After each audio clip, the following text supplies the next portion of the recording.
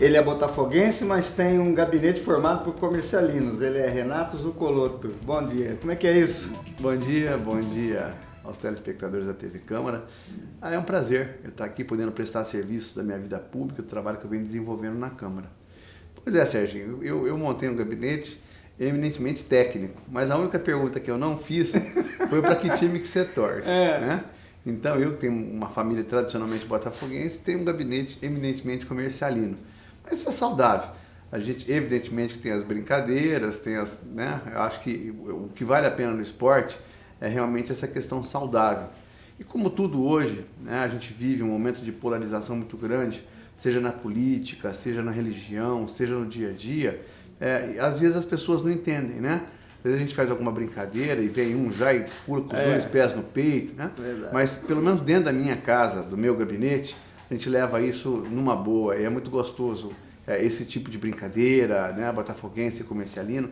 Evidentemente, como ribeirão pretano, eu torço para que os dois estejam. Então, num bom momento, né? Exatamente. Aí eu estava até comentando que, evidentemente, o Botafogo dentro da sua categoria e o comercial na sua, estão vivendo bons momentos. Espero que isso no futuro possa trazer dividendos para a nossa cidade. Tá, agora eu estou com algumas perguntas que eu estou fazendo para todos os vereadores, até para ver a posição de cada um.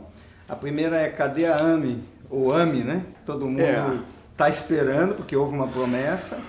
Eu sou muito consciente do trabalho que eu vim desenvolver na Câmara.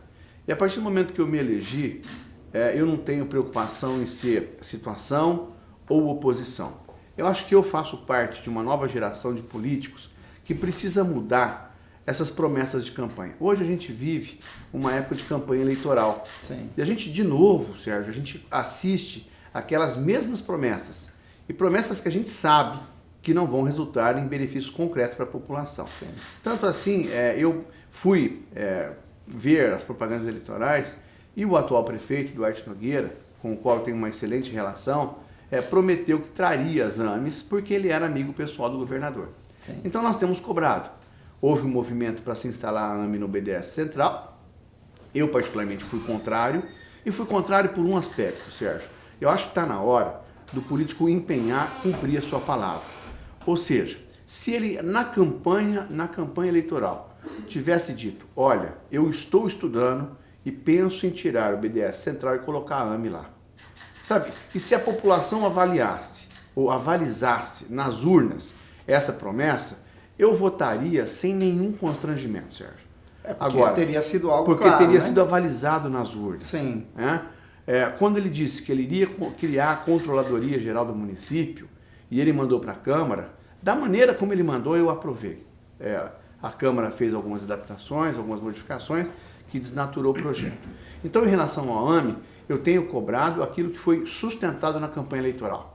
É a obrigação do prefeito implementar as 3 AMEs, já está atrasado em relação a isso. Nós temos cobrado e cobrado a posição dele de campanha, que não é tirar o BDS Central, é trazer as 3 AMEs, AME Mulher, AME Idoso e aqui em Ribeirão Preto. Lembrando que não é o vereador, eu estou perguntando do AME aqui para saber qual é o posicionamento, mas não é o vereador que faz isso, o executivo e o AME é um programa de convênio, uma parceria com o governo estadual. Então nós já estamos deixando de receber essa verba que o governo estadual aportaria em nossa cidade, algo em torno de 20 milhões, para a gente poder melhorar a nossa saúde pública.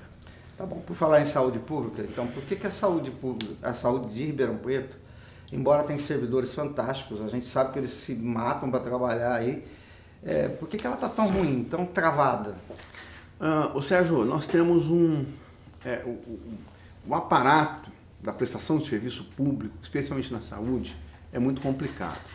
Nós temos entre UPA, o BDS, o UBS, nós temos mais de 50 unidades em Ribeirão Preto. Certo. Então, você vê que ela é bem distribuída. Zona Oeste, Zona Leste, Zona Norte, Zona Sul. Infelizmente, nós temos ainda uma estrutura muito paquidérmica, muito grande, mal gerida, mal pensada. Não é possível, ou não dá para conceber hoje em dia, nós não termos uma ligação ou uma modernização do sistema de saúde através de aplicativos de app de celular. Hoje qualquer pessoa, Sérgio, qualquer pessoa tem um celular. Mas por que Ribeirão está tão atrasado? Eu acho que a estrutura é muito grande, quer dizer, em cidades menores, e Ribeirão tem uma peculiaridade também, Sérgio, que ela tende, se você for ver o número de IJAs que nós temos na cidade, você vai ver que é mais do que tem de pessoas na cidade. Quer dizer, nós temos uma região metropolitana, e Ribeirão cedia essa região. De fato, né? De fato, né? E essas pessoas, muitas vezes, eu tenho história de prefeitos que colocam as pessoas nas ambulâncias e mandam para Ribeirão Preto. Ah, sim, é muito comum ver as ambulâncias. Então, aqui. a gente atende uma macro-região que vai até o sul de Minas, né? Ibiraci, São Sebastião do Paraíso, E esse até dinheiro Patos. não vem para cá. E esse dinheiro não vem para Ribeirão. Então, o que eu acho que nós temos que fazer é modernizar. Para você ter uma ideia, o setor de fisioterapia, por exemplo, eu tenho a minha irmã trabalha lá há 26 anos, concursada, e eu conversando com ela uma vez informalmente no almoço, ela falou que tinha mais de 12 mil guias para fazer regulação de fisioterapia. Poxa. Então, isso na verdade, não tem 12 mil guias para ser regulado. O que falta é um gerenciamento dessas guias, porque você imagina, a pessoa que teve um AVC, que vai esperar um ano para fazer uma fisioterapia, já não vai mais ser eficaz a fisioterapia naquela pessoa. Sim, sim. Então, eles fizeram lá uma reunião entre as fisioterapeutas, que são 12 na rede inteira de Ribeirão Preto, quer dizer, muito pouco número de pessoas, Nada isso. e elas foram fazer a regulação. Caiu para menos da metade, para 1/3 das guias. Ou seja, se há uma atuação intensiva para ver a origem do problema, eu acho que é possível resolver. Nós temos médicos capacitados, está certo que em número inferior àquilo que se esperava, mas se puder haver uma otimização eu já visitei seguramente mais de 30 postos de saúde, entre o BDS, o BS, e eu tenho feito rotineiramente essa visita nos postos. A saúde de Ribeirão, muito embora ela não esteja ainda naquele nível que a gente espera, ela não é o caos, né?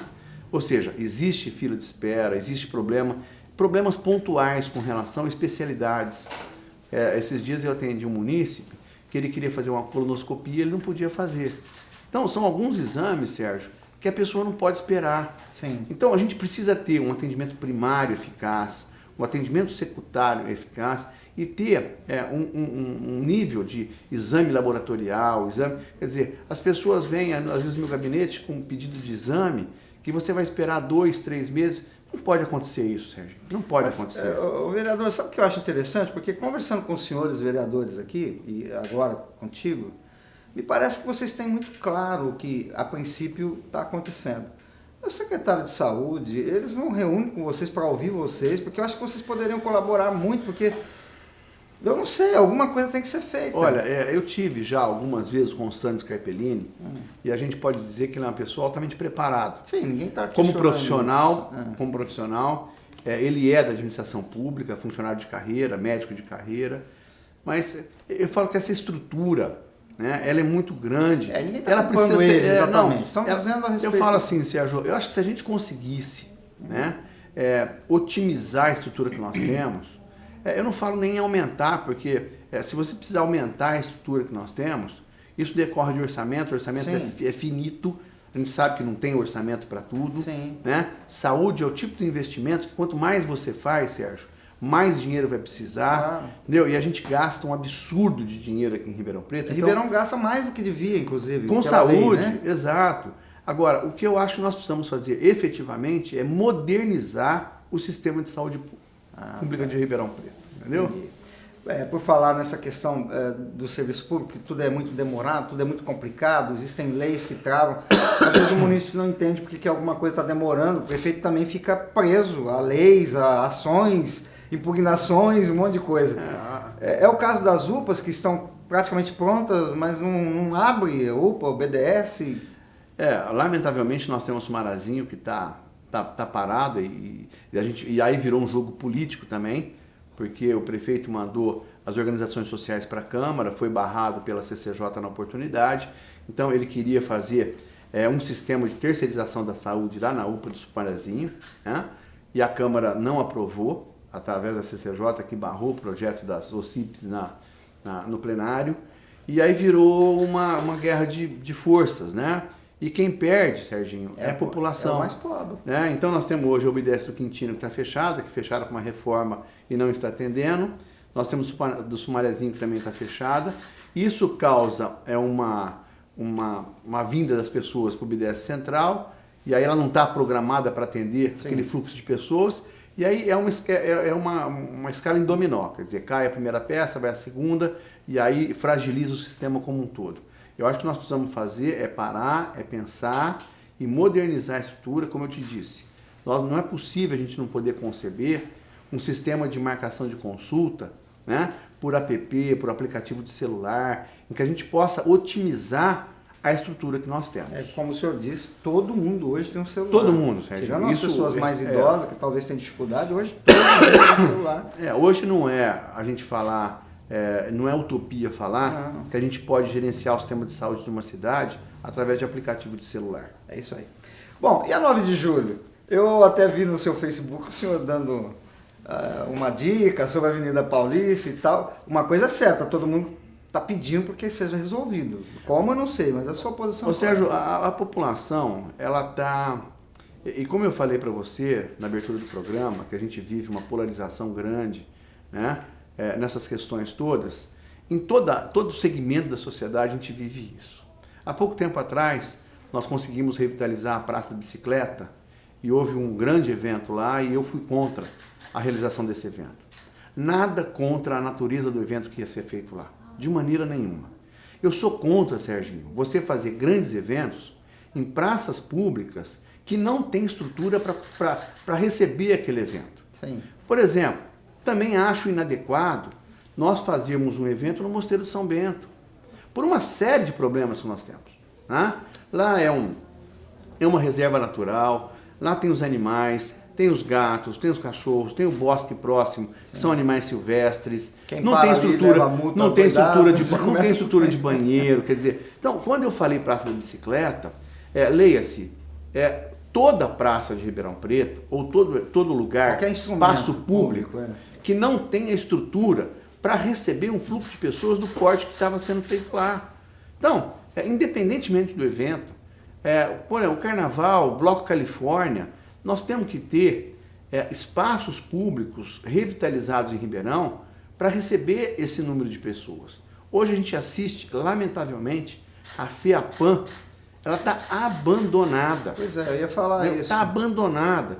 Então, o que eu falo é assim, dentro dessa perspectiva de trazer o povo de volta para a rua, eu fui domingo na Paulista e quando o prefeito da época resolveu abrir a Paulista para o público e fechar para os carros, nossa, foi uma briga, o pessoal se levantou contra e tal. Hoje é uma realidade, Serginho. Eu fui lá em São Paulo, cada esquina tem uma banda. E tem banda gospel, tem banda sertaneja, tem banda de pagode, tem banda de samba, né? Os artistas de rua vão lá fazer suas apresentações, expor os seus quadros, expor as suas artes. Então eu falo o seguinte, Ribeirão Preto, na época em que eu era adolescente, o grande fluxo de pessoas era no 9 de julho. Sim. Domingo à tarde era uma farra 9 de julho, onde as pessoas iam para lá para verem e serem vistas, para passear. Então, o que eu acho que é possível fazer é revitalizar a 9 de julho, né? Esses dias até um rapaz colocou no Facebook, vereador, mas lá não dá para andar de skate, da maneira como tá, nem de trator dá para andar. Não dá de nada. Nem de trator. Nem a pé. Agora, você imagina, Sérgio, você revitaliza a 9 de julho, proíbe fluxo de tráfego, de caminhão, de ônibus, porque isso acaba com o paralelepípedo. Sim. Ela foi feita no início do século XX para a pessoa andar de carroça. Pois é. Né? Quando muito tinha 50 veículos em Ribeirão Preto. Né? Então hoje a 9 de julho não aguenta aquele fluxo, aquele tráfego de veículo pesado. Então proíbe tráfego de veículo pesado, vamos revitalizar, fecha domingo, as pessoas vão para lá levar suas artes para a rua, fazer demonstração artística, levar quadro, fazer uns quiosques lá, sabe, no Boulevard. Eu acho que é possível a gente fazer de novo a 9 de julho uma via atrativa para trazer o público para a rua. Eu quero que o público vá para a rua e ocupe esses espaços públicos, mas tudo dentro da sua adequação, dentro do que comporta a avenida. Bom, mas alguma coisa tem que ser feita e urgente, né, vereador? urgente. Porque não está dando para andar lá mesmo. Urgente. Tem muita coisa para fazer em Ribeirão, Serginho. Se a gente não estabelecer prioridades, nós vamos patinar e vamos terminar não fazendo nada.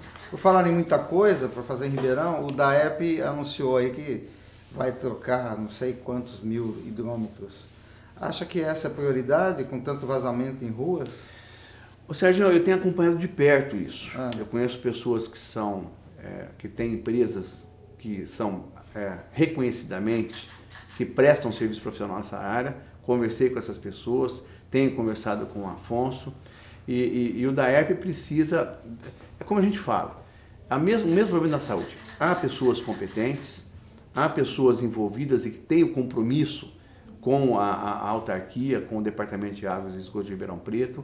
Agora, aquilo lá precisa ser modernizado, precisa ser tratado como uma empresa do século XXI. Sim. Não é possível que nós tenhamos uma empresa de distribuição de água sendo tratada como no século XVIII. Quer dizer, nós não temos ainda um mapeamento de rede. Então, não adianta nada nós arrumarmos o vazamento, estancarmos o vazamento na distribuição de água e continuarmos com hidrômetros do século XIX. Né? Ou seja, é um conjunto de medidas que tem que ser tomado conjuntamente. São coisas técnicas. Técnicas. E tomadas conjuntamente, porque você não consegue estancar um problema sem criar outro. Então, se você resolver, às vezes, um problema de distribuição de água, o problema vai estar na ponta da distribuição, que vai ser o hidrômetro. Então, é necessário investimento. Eu votei a agência reguladora, que é a Ares PCJ. Acreditava que Ribeirão poderia ter contribuído com a criação de uma agência própria. Eu votei particularmente isso na Câmara, certo. Mas os vereadores entenderam de fazer algumas alterações do projeto original, o que terminou levando o prefeito a vetar integralmente o projeto. E eu acho que a Ares PCJ vai trazer modernização para o sistema de distribuição de água. E não adianta também, Sérgio, a gente viu agora há pouco tempo o problema dos caminhoneiros. Quer dizer, você mantém a taxa, você mantém preços públicos baixos, à custa de expedientes que não são lá os mais adequados, e a hora que estoura, quer dizer, vai lá em cima. Uhum. Então é melhor você ter um preço, não digo aumentar o preço da água, mas eu digo você modernizar o sistema, ter um funcionamento eficaz. Eu falo, mas eu tenho uma água barata. Eu tenho uma água barata, mas desperdiça 60% da água que é coletada da rede, do aquífero Guarani. Ou seja, eu capto 100 litros e jogo 60 fora. Será que se a gente não modernizar, não trazer eficiência para a administração pública, a gente não consegue, aumentando a captação e diminuindo o desperdício, manter a água num preço, num nível economicamente viável, né, aumentando a eficiência da prestação do serviço? Legal. Vamos falar sobre a Coab também. Há uma movimentação sobre a Coab, que a Coab já não é mais aquilo que devia ser, já não cumpre mais a função, devia parar. Mesma coisa, às vezes se fala da CODEP.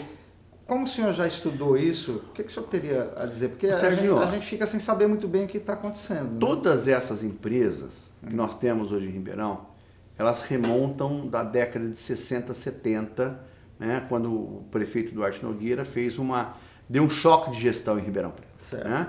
Então, Coab, CODERP, na antiga Dursarp, CETERP, né, foram empresas que na época precisavam ser criadas para trazer o desenvolvimento para a cidade de Ribeirão Preto. E trouxe. A minha vida pública eu comecei na Coab. Eu comecei trabalhando na administração pública em 1985. Né? Eu era auxiliar jurídico do departamento jurídico da Coab. Eu ainda fazia faculdade, eu estava estudando direito, e aí houve um processo seletivo na Coab, eu entrei como estagiário, depois fui auxiliar judiciário, e de lá eu fui para o Judiciário Federal. Tá. Mas eu vivi a época de ouro da Coab, em que ela construía, né? E naquela época era curioso, porque a gente tinha que fazer a averbação dos condomínios, e às vezes tinha que bater a averbação de 1.200, 1.300 casas, numa máquina de escrever manual. Imagina. Né? E sem errar. Então, eu que fazia isso, quer dizer, averbar 1.400 casas no cartório de registro de imóveis, e a gente fazia muito isso. Mas a Coab perdeu a capacidade de investimento. Né? Ou seja, o artigo 37 da Constituição Federal, que fala dos princípios da administração pública, ele foi acrescido por uma emenda e lá colocaram o princípio da eficiência. Serginho, não precisa falar para o empresário que a atividade econômica dele, que a empresa dele, tem que ser eficiente. Lógico. Isso é inerente à própria atividade que ele exerce. Claro. Então, eu não preciso falar para você, olha, Sérgio, você tem tua empresa, quer dizer, você tem que tornar a tua empresa eficiente. Sim. E na administração pública, essas coisas não funcionam. Quer dizer, é tudo uma estrutura gigantesca, paquidérmica, e ela não é eficiente. O que a Coab precisa fazer é se repensar como empresa pública. Ou seja, eu estou fazendo aquilo, eu estou cumprindo a função para a qual eu fui criada? Não. Então, pensa, nós temos hoje lá funcionários que remontam à minha época, 33, 35 anos, são servidores que se dedicaram a vida inteira para a Coab, mas eles não têm culpa. Se o governo, se ela perdeu a sua função, que é de construir casa popular, vamos parar e vamos pensar. Ou a gente retoma essa capacidade de investimento, porque a faixa 1 em Ribeirão Preto, Sérgio, nós estamos hoje com 104, os números são um pouco divergentes, mas com certeza mais de 100 ocupações irregulares de casas populares, de casas em Ribeirão. Ou seja, nós temos aí uma demanda crescente de casas da faixa 1 da Minha Casa Minha Vida. E a Coab não está fazendo isso. Né? O que a gente tem assistido são empresas privadas que estão ocupando esse espaço que antigamente era ocupado pela Coab. Ela passou a ser uma agenciadora. Ela é uma imobiliária de luxo hoje. Quer dizer, e nós tivemos alguns problemas com o Fundo de Compensação de Variação Salarial, né, porque antes, quando o mutuário ia fazer um contrato, ele se declarava pertencente a uma categoria profissional. E aí os reajustes das prestações eram sempre na data em que a categoria recebia aquele reajuste. E muitas vezes o reajuste da prestação não acompanhava a inflação. Ao final de 30 anos, esse mutuário tinha que receber a escritura, mas ainda tinha o saldo remanescente para ser quitado. E aí gerou um descompasso entre a Coab e a Caixa Econômica, gerou uma dívida crescente da Coab para a Caixa e hoje quem está bancando é o município. Vamos parar, vamos repensar. Eu tenho já autorização do plenário da Câmara para constituir uma CPI. Nós estamos com o número máximo de CPIs já instalados na Câmara. Tem um projeto do vereador Luciano Mega que corrige essa distorção. E tão logo a gente possa já instalar essa CPI, nós vamos olhar com olhos bem acurados, né? Com uma lupa para ver qual que é o ativo, qual que é o passivo e fornecer subsídios para que a prefeitura possa tomar uma atitude. Ou seja, ou a gente retoma a capacidade de investimento da Coab ou a gente fecha. A providência tem que ser tomada. Eu vou fazer uma observação aqui que eu gostaria que o senhor me falasse agora como servidor. Estou há 6 anos e a gente observa muito, conversando com outros servidores, que as decisões tomadas, não é só Ribeirão não, em vários locais, elas são tomadas mais politicamente do que técnicas. A gente vê, por exemplo, na saúde, às vezes tem lá um raio-x que não funciona, porque tem um só se o gerente pediu 2. O senhor observa isso também ou é só uma observação dos servidores? Ô Sérgio, eu venho do judiciário. O senhor é servidor também, então... Do Poder Judiciário. E eu vejo que, inclusive, o Poder Judiciário tem um problema sério de administração. Bons juízes não são necessariamente bons administradores. Sim.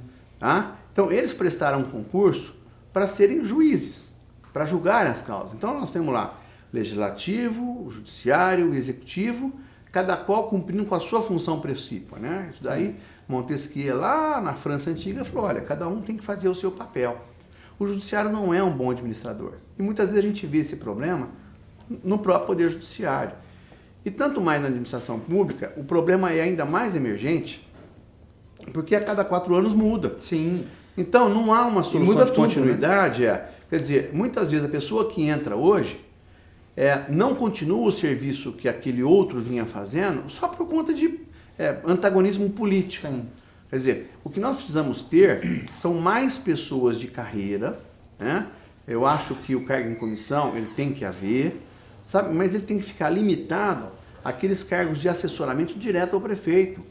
Quanto mais cargos de nível técnico nós tivermos na administração, melhor será. Exatamente para evitar esse problema que você falou, quer dizer, às vezes compra-se mal, paga-se muito, usa-se pouco. A gente conhece situações, né, em que às vezes equipamentos se perdem a garantia sem que sejam colocados em utilização. É verdade. Né? E isso a gente vê que é o princípio da ineficiência do serviço público.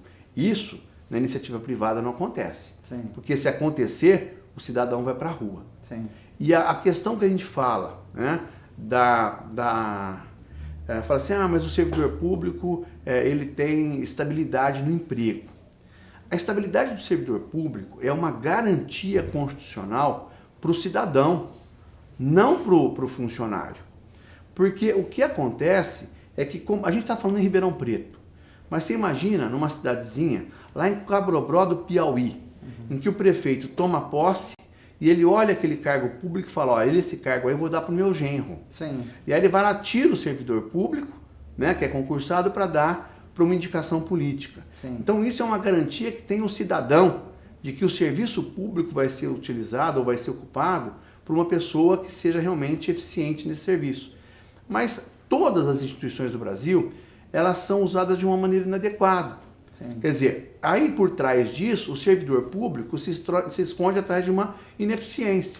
Agora, dizer que o servidor público não pode ser mandado embora, isso é falácia. Porque eu mesmo, na Justiça Federal, eu já fiz o probatório de 2 servidores, eu reprovei eles no probatório e eles não se estabilizaram no serviço público. Existem mecanismos. Sim. Basta que a administração queira. Instaura o PA, instaura o processo administrativo, sindicância, entendeu? E o princípio da eficiência é um princípio constitucional hoje. Quer dizer, se o servidor for ineficiente, é causa, sim, para que ele possa ser instaurado um processo administrativo e ele possa ser mandado embora da administração pública. Tá, nosso tempo está acabando, tem uma pergunta bem polêmica, não vou deixar de fazê-la, mas depois dá uns minutinhos aí para o senhor falar aquilo que eu não perguntei. Com relação à ideologia de gênero, toda essa confusão que tem sobre a sexualidade, agora mesmo nós estamos vivendo uma confusão aí com o MARP, né? Que está com exposição lá, que todo mundo já chiou. Qual é a sua posição bem rasa sobre isso? Não vamos aprofundar. Qual é a sua posição sobre isso? Conservador. Eu sou conservador, né? Eu venho de uma família católica, pertenço a um grupo de pessoas conservadoras. Eu acho que sexualidade aprende-se em casa, né? Eu acho que o pai, a mãe, a família... Nós vimos ontem aí uma questão polêmica, que as crianças de 6 a 7 anos participaram de uma exposição Sim. em que mostra a sexualidade. Eu acho que você, né, educar em casa. A formação sexual da criança é dentro de casa. Sim. Não tenho nenhum preconceito, Sérgio. Eu sou absolutamente aberto a todas essas questões, tá? Mas eu ainda sou da concepção que essas coisas muito modernas, ideologia de gênero, isso tem que ser debatido em casa e quem educa é a família. Eu não acho que a escola deva se envolver nessas questões de identidade de gênero. Sou absolutamente contra. Ok, nem precisa falar mais nada. Agora uns minutos para o senhor falar aquilo que de repente eu não perguntei, que o senhor acha interessante a população saber, e o senhor vai ter mais tempo do que muitos presidenciáveis, tem 4 minutos. Que bom. A gente bate um papo gostoso, a gente vê que esses 30 minutos Passa rápido. Com uma rapidez, a gente fala às vezes, mas vamos ter 30 minutos, mas é muito pouco tempo para a gente poder explicitar todo o trabalho que a gente vem fazendo na Câmara Municipal. Sim.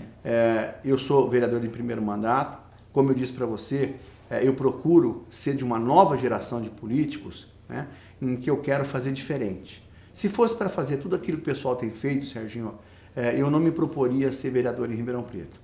As coisas são difíceis. Quando o pessoal fala, mas o vereador, muita coisa, o vereador tem limitação na própria lei orgânica, na Constituição Estadual e na Constituição Federal. Sim. Né? O próprio município tem limitação. Né? O município hoje faz parte de um ente da federação, uma vez que a Constituição de 88 trouxe o município como ente da federação, mas não deu, né, a contrapartida na participação tributária, do Sim. bolo tributário para o município. Tem muitos deveres, poucos direitos. Exatamente. Né? Então a gente vê que o vereador fica com o chapéu na mão. Ontem mesmo nós apreciamos o veto na lei orgânica, na lei de diretrizes orçamentárias. A gente faz uma proposta aí de emenda para contemplar algumas áreas que são mais sensíveis, como o que eu fiz, que era o problema do olho de águia, que é o problema do bem-estar animal. E aí o prefeito veta tudo, quer dizer, então a gente fica com o pires na mão, o prefeito fica com o pires na mão, né? Então eu acho que se nós não fizermos uma reforma, né, um novo pacto federativo, para que haja uma melhor distribuição dessa carga tributária, porque a carga tributária hoje ela é alta e mal distribuída, né? Muitas pessoas pagam muito e poucas pessoas não pagam nada. Quer dizer. Então, eu acho que a gente precisa criar esse novo pacto federativo e a gente precisa começar isso pelas prefeituras, pelas câmaras municipais e dar um exemplo de fazer uma nova política. Eu acho que eu tenho procurado fazer a minha parte. É difícil, não é fácil, mas eu estou tentando. Ok, muito obrigado. Corintiano, não? Corintiano também, então, sofredor, entendeu? Botafoguense e corintiano. Eu sou bafo também. Entendeu? Sou bafo. Você é sofredor duplamente, duplamente. Então, mas é um prazer, Ribeirão Pretano, né? É um prazer grande dois, eu estar aqui, prestar contas. Eu digo sempre isso, Serginho. Eu procuro estar atuante nas redes sociais, interagir com o eleitor. O meu gabinete está sempre de portas abertas para que a gente possa receber, né, as reivindicações do munícipe, do cidadão, para tentar fazer alguma coisa diferente. Muito obrigado pela entrevista. Obrigado a vocês. E você fica com a nossa programação. A TV Câmara tem um compromisso com o futuro. Tchau, tchau.